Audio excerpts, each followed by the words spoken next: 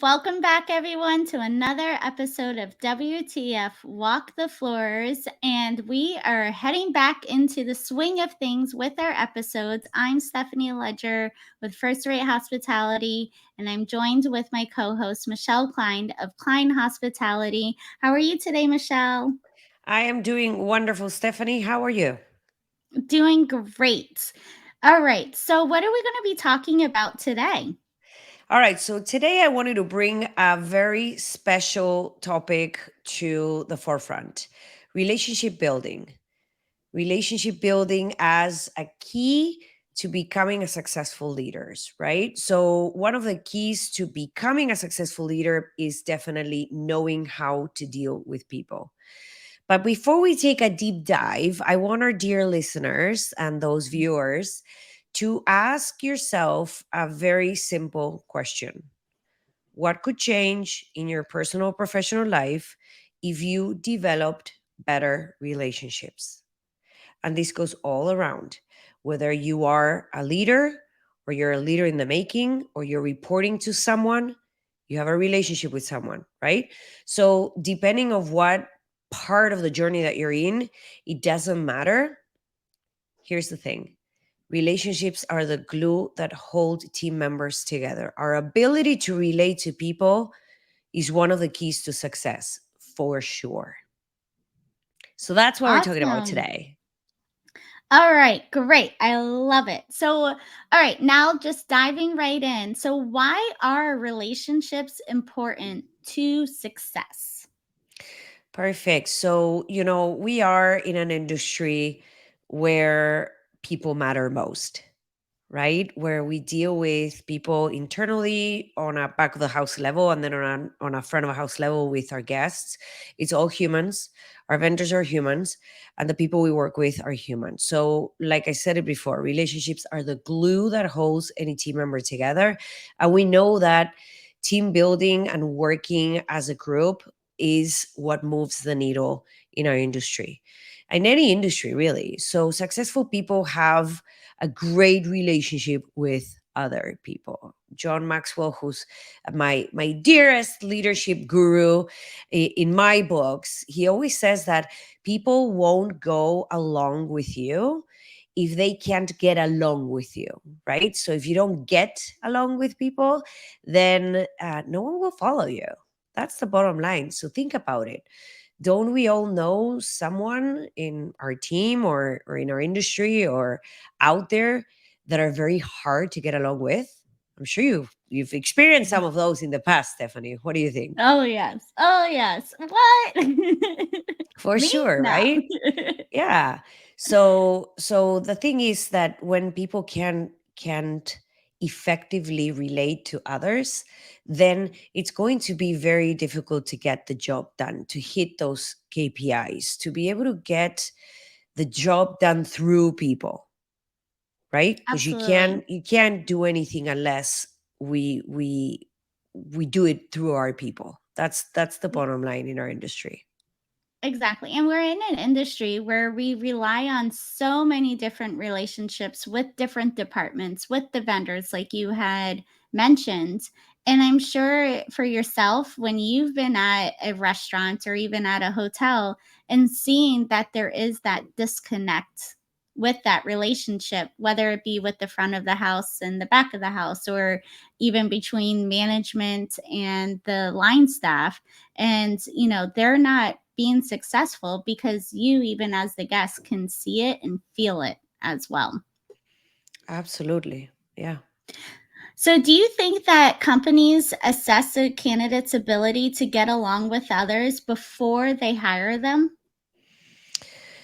I want to say that this is something that most people will not think about. But here's the thing: after surveying multiple executives and doing lots of research, one single characteristic for success that keeps on coming up and that is most needed by those leaders in specific positions is the ability to work with people, right? Yes.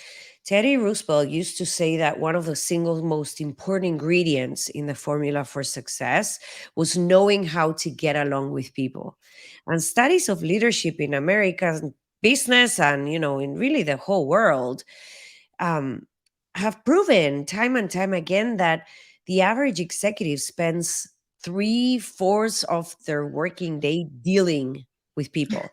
So, how are you not going to have people skills if you're in a position where all you do is interact with humans, right? Just about everything that you do as a leader depends on teamwork.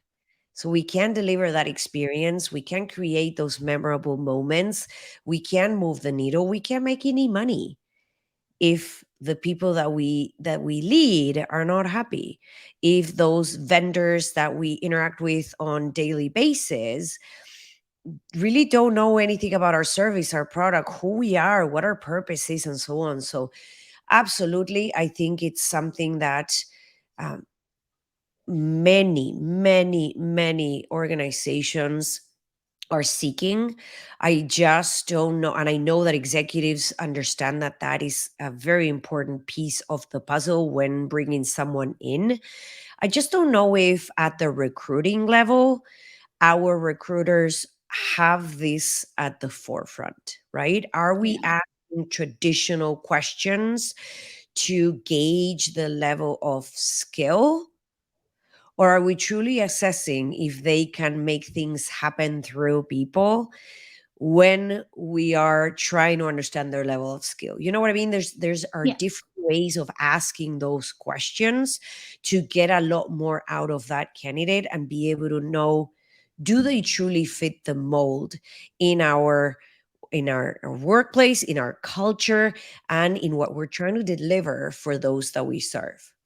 What do you think? Absolutely. Yeah, and I think also too, we could ask that question on the recruitment side of saying, "Oh, do you get along with others?" And of course, the candidate is going to say, "Yes, I get along with everyone."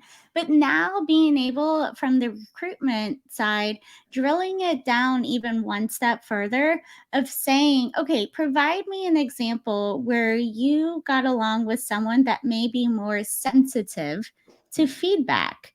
And then provide an example of when you were able to get along with someone that is very set in their ways because they've been in their position or in their department for 10 plus years. And how are you going to be able to build that relationship with them to making sure that we're moving the team in the right direction? Yeah, absolutely. All right, so now moving on, I heard you stated before that there are four kinds of people. And now, can you share that concept a little bit more with the audience? Yes, absolutely. So I always talk about the four types of people, right? And one is the one that adds value, and then you have the one that subtracts. And this is something that is very well known. But then you also have those that multiply Mm. and the ones that divide. So I think that it's a great way to start for those leaders in the making or the leaders that have been leading people for a long time to understand what types of people we are dealing with so that we can better get to them and through them. So I would say that those that add value to our lives, those can have the ones that you can have educated conversations with, the ones that we grow together, right, where we pitch different ideas, and even if the idea is crazy, you want to keep listening and so on. And we are there for each other, right? This is where teamwork comes into play, and it's so critical to have those people that add value within your network, within your circle, within your team. It is a two-way street where sometimes you give and sometimes Mm. they give to you, right? Those are the ones that add the value. And then you have the ones that subtract, that person who only reach out when they absolutely need something. Otherwise, they forget about you. Yeah. or that person who can call or can be called, what I love to say, and I read this in a book, it's your energy vampires, right? Because all they do is suck the life out of you, right? Or that team member that is always nagging or always has the issues and will never push the needle forward, and there's always an excuse. Those are the ones that subtract. Then I would say you have the ones that multiply, and these are just beautiful people. So, can you Mhm. spot these people in your team who do way more than add? Those are the ones that are willing to mentor someone. Those are the ones that you have a new team member that comes on board and they want to sit with them during lunchtime so that they can provide them with that amazing experience. And you didn't even team them up with a buddy system. This is completely something that comes from them. It's those who elevate each other. And by doing that, they elevate the entire team. And then there's the ones that divide, my least Mhm. favorite kind, right?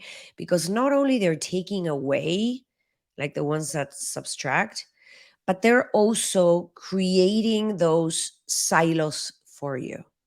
So the example of these could be in our world, like, you have a, a team member in one shift, let's say day shift. Your public areas restroom attendant shows up to their section at 7 a.m. and the first thing that they do is they call the supervisor on the radio. And I know that some of you listening on the other side can totally relate to this. And you're like, there it goes again. It's Margarita calling me. So you Mhm. show up at Margarita's restroom and you're like, hi, Margarita, how are you? How's everything going? How was your days off? Whatever. And she's like, once again, I was out on my days off and Graveyard did this and Graveyard did that. And they didn't clean this and they didn't clean that. And they didn't even restock and yada, yada, yada. Right. So then you realize, how do we get her to move to the other side? So there are ways and ways that we can turn the divider into someone that simply subtracts and then hopefully make them someone that adds value by making sure that we create these relationships between them and teaching them that relationships are so important when it comes to team environments. Yeah, absolutely. And I think the environment adds a lot to it. For me, example, when I was at the front desk and I was during the day shift, I would be like, all right, we got this team. All right, taking care of the guests. And then I moved to the overnight and I was that vampire. I would suck the life out of you and being like, the guest is complaining. Manager, wake up, guest is complaining. It's your responsibility. But yeah, totally different person between the day and the night, and then also too in the different departments of knowing, oh, I wasn't being challenged, so I would then adapt to those others that didn't want to do anything or just kind of milk the clock.